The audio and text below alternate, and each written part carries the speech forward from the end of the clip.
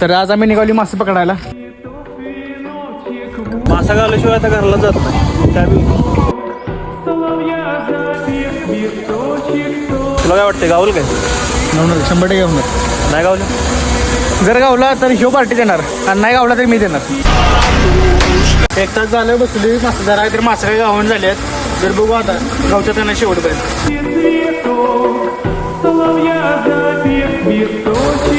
2 तास झालं उभारली घ्यायला काय गावून झालं तुला काय यायचं.